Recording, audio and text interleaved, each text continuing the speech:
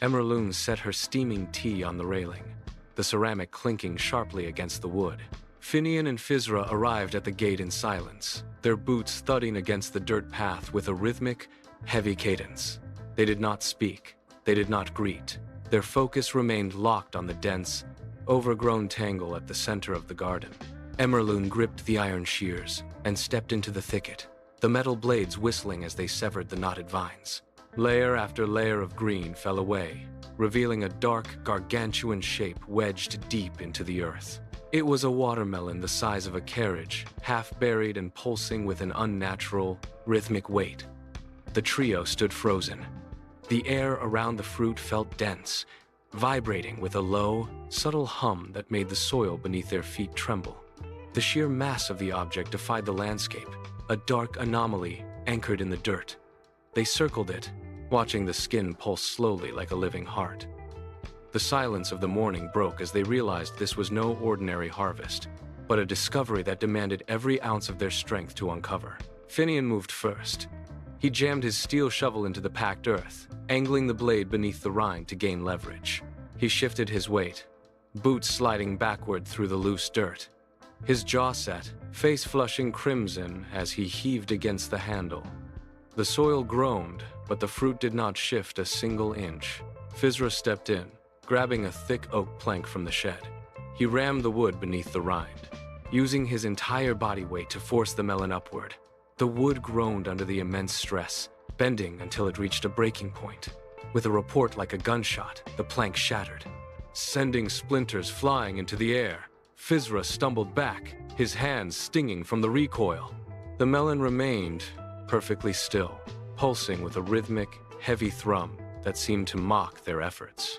They tried again, working in tandem, driving the remaining tools into the hard ground until their shoulders burned and their breath came in ragged gasps. Every attempt met the same immovable resistance. The fruit held fast, anchored by a weight that defied the laws of the earth.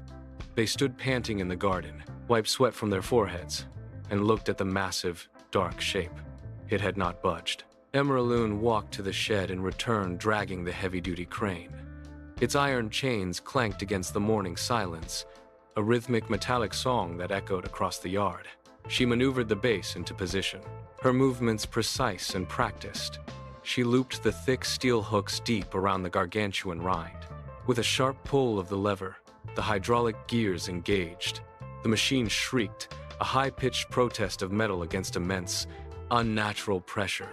The crane frame bowed, its tires sinking deep into the soft topsoil. The ground beneath the fruit began to crack, spiderwebbing outward in jagged lines. For a long, agonizing moment, the machine stalled, the engine whining under the strain. Then, with a sound like a subterranean tear, the earth surrendered. The massive shape ripped free from its bed, dripping clumps of dark, wet soil. It hung suspended in the air, swaying slightly, casting a long shadow over the trio. They moved with urgency, guiding the crane toward the kitchen door. The floorboards groaned and bowed as they pulled the immense weight over the threshold. Every step forward felt like a battle against gravity itself. They cleared the frame, the fruit finally hovering over the kitchen floor, its dark skin pulsing in the dim light of the room. Emeralune gripped the handle of a long, serrated blade. She drove the point into the fibrous rind. The resistance was unexpected, almost yielding. Then, the blade sank deep. As the skin parted, a brilliant, metallic gold light erupted from within, flooding the room and washing out the shadows. The trio shielded their eyes, squinting against the intense, shimmering radiance, reflecting off the kitchen walls. Emeralune sliced a thick wedge and held it out. Finian and Fizra took the pieces. The pulp dissolved on their tongues, an intense explosion of pure honey and chilled nectar. They did not speak. The taste demanded total focus. Emeralune methodically scooped the heavy, glowing seeds from the golden center, her hands moving with rhythmic precision. She walked back to the garden and pressed them deep into the rows of prepared soil. The transformation was instantaneous. Beneath the surface, the earth stirred and hummed. Within moments, green shoots spiraled upward, hardening into sturdy stalks. By the time the sun dipped below the horizon, the garden had vanished. In its place stood a dense, swaying forest of oversized, radiant fruit, pulsing with the same golden light that had filled the kitchen. They hauled the harvest onto a flatbed cart. The wood frame groaned, the wheels sinking into the dirt under the sheer weight of the glowing cargo. Emeralune gripped the handle, Finian and Fizra braced the sides, and they navigated the path toward the village.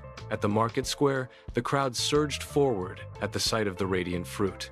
People pushed, reaching out with frantic hands, desperate for a slice of the golden pulp. Emeralune stepped back, letting the villagers swarm the cart. They worked in tandem, slicing and distributing the fruit without a single word. Coins clattered against the wood, building into heavy, metallic mounds. The villagers grabbed their portions, their eyes wide and fixed on the shimmering glow, oblivious to the three figures watching them. Emeralune, Finian, and Fizra stood as still as statues, their expressions unreadable. They watched the gold coins vanish into their pockets, their faces blank. The villagers devoured the nectar, laughing and trading, but the trio remained detached, anchored by a secret they would never share. As the last of the harvest disappeared, they turned away from the market. They left behind a village filled with light, while they walked back into the shadows, carrying the weight of their silent wealth.